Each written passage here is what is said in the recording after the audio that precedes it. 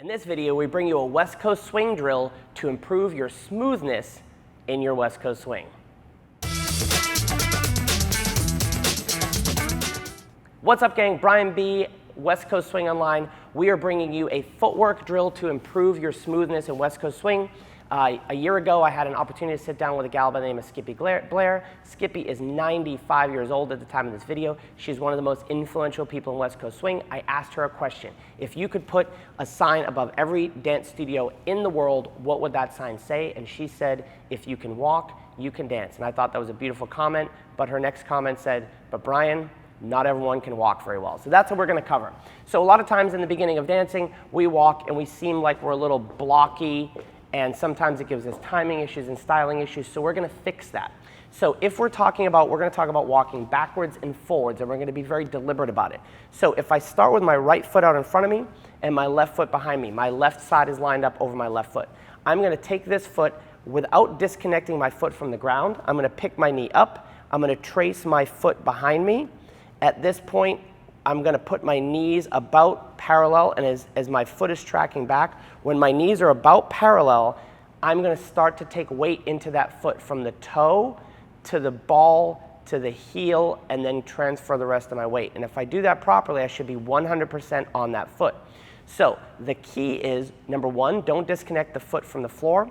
Number two, at the point that my knees are passing each other, it is now time to take weight to that foot. If I either do not trace this foot and everything moves at once, I'm going to get very clunky in my walking and maybe even back weighted. Number two problem that I could run into is if I let this knee get too far behind me and I take weight into that, even though I rolled through my foot, you're going to see that I'm not over that foot and I'm stuck to this one, and there's going to be a hiccup in my step. So to drill this, I'm going to trace my foot. When my knees pass, I'm going to take weight toe to ball to heel, trace my foot, toe to ball to heel, until this becomes an automatic process. Yes? So if we do it one more time from the other side, I trace my foot. When my knees pass, I start to change weight. My body weight moves from my right foot into the toe and ball and heel of my left foot. Now, how quickly does that process happen?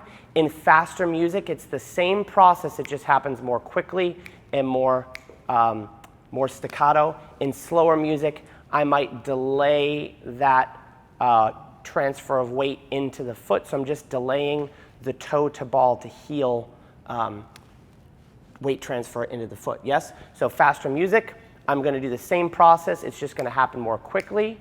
And slower music, I'm going to do the same process. It's just going to happen more slowly so I can take up time in the music. Now, when I'm walking forward, it's almost the same thing. My toe is connected to the floor. I don't want to disconnect my foot and walk onto that. I want to trace my foot across the floor. At the point that my foot is passing the ankle of the left foot, I'm going to extend from the knee. Yes? And then at this point, I've got two options. Either I could dance onto that foot, onto the ball of the foot, or I could trace toe to ball to heel, and as the foot gets in front of me, I could slightly raise my toe, or even keep it connected to the floor, but I'm going to raise it for the sake of this video, where I'm going to connect my weight into my heel and walk heel to toe. So regardless of how I do it, whether I release my toe and walk onto my heel, I'm incrementally changing weight into that foot from the heel to the toe. Yes? Even if I keep my toe connected, I move on to the foot. I'm actually at this point connecting toe to ball to heel. So at this point, my weight is actually over my heel and the ball, and then it's rolling through my foot as the other foot releases. Same thing here. This foot tracks.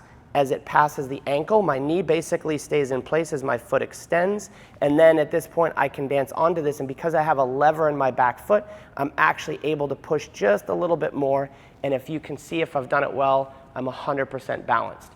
Again, we've all been told we take too big of steps. That comes from this action right here.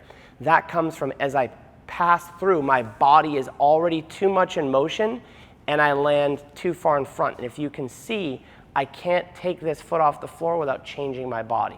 And that's where we get into like kind of hiccupy dancing, where everything's a little bit unsteady. So drill this going backwards, trace the foot, knees pass, toe to ball to heel, until that's automatic. And then going forward, same thing.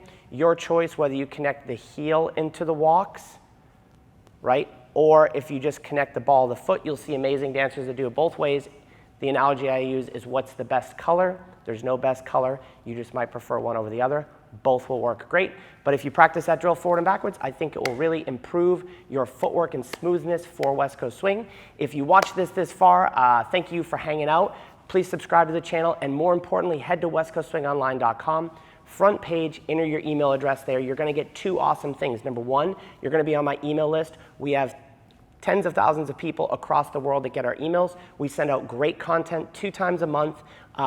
We will help navigate the site. We have 350 videos on the site, all broken down. We share awesome free stuff. You will also get a free membership to our website, 20 free videos, so you can log on and see 20 videos of our best stuff on the site for free.